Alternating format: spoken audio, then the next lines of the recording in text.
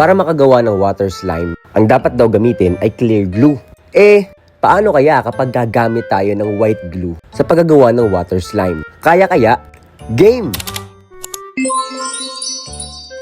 Ayan, excited na ako. Kayo ba? Excited na rin ba kayo? Ako excited na! Lolo, andito po pala kayo. Saktong-sakto po. Dahil sinusubukan ko pong gumawa ng water slime gamit po itong white glue. Nilagyan ko lang po ito ng tubig at kailangan ay mahalo-halo po natin ito ng mabuti. Bakit naman? Para po mag-combine pong mabuti yung tubig at saka pinaka-glue. Para pag nilagyan po natin mamaya ng activator, ay hindi po tayo mahihirapang makagawa ng water slime. Dahil mabilis po itong mabubuo dahil well combined na po yung tubig at saka yung glue. Ganun pala yon. Opo, Lolo. Ganun po yun. Ngayon naman, para masabi po itong water slime, ay magpapatak po tayo dito ng color blue. Konting-konti lang po dahil matingkad na po yung kulay nito. At syempre, dahan-dahan ay ihahalo po natin ito hanggang sa mag-mix yung kulay dun sa mixture ng glue at tubig. Ayan, naging color blue na siya.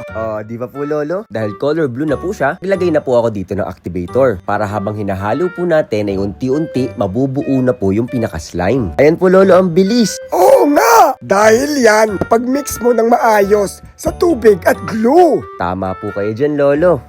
Pero bago po yan, Lolo, meron pala akong application na Dola na nagsosolve ng math problem. Picturean ko lang po yung math problem at agad-agad na lumabas po yung result. Para din po itong makatulong kapag nagre-review, sa assignment at sa project.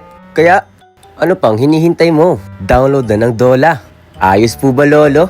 Ayos na ayos! Tingnan mo, malapit na ring maayos yung ginagawa mong slime. Opo, Lolo. Halos nabubuo na po at unti-unti na pong na-absorb yung tubig na nilagay ko po dito. Aba, ang galing nga! Kailangan lang po natin itong halu-haluin pa ng halu-haluin hanggang sa maghalo-halo na po yung tubig, white glue, at yung pinaka-activator natin.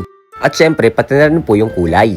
Huwag kayong matatakot kung medyo matagal mabuo yung slime kapag nilagyan ng tubig. Normal lang yon. Kailangan lang talaga ay halo lang ng halo. Katulad nito, na-absorb na nung slime yung tubig. Kapag ganito, ay malapit na natin itong tanggalin sa pinaka-lagayan. At i-mold-mold na natin to at stretch-stretch. Para talagang maging maganda na yung texture, kulay, at yung slime na ginagawa natin. Ayan! Okay na ba yan? Sa tingin ko po, Lolo, ay okay na po itong ilagay sa board. Malakit na po kasi ito at kumakapit na po sa stick. Ibig sabihin ay ready na po natin itong ilagay sa board at imasa-masa na. Ang galing! Ang next step po na gagawin po natin ay imamasa na po natin itong pinaka-slime na nabuo dito sa board natin. Dito po ay mas maaayos pa natin yung slime. Kailangan lang po natin itong stretch-stretch, imasa-masa na parang tinapay at laro-laruin. At ang magiging resulta po nito ay kikintab, magiging stretchable at lalabas pa yung totoong kulay niya. Ganun pala yon. Opo, Lolo. At alam niyo po ba na the more nating ini-stretch yung slime natin, ay mas nagiging makintab siya, stretchable, at maganda ang texture. Katulad po nito. Tingnan niyo po, Lolo, tapos na. Ang galing! Ipakita mo na sa kanila. Game! At ito yung naging resulta ng white glue na nilagyan ng tubig. Oh, di ba? Gawa na rin kayo.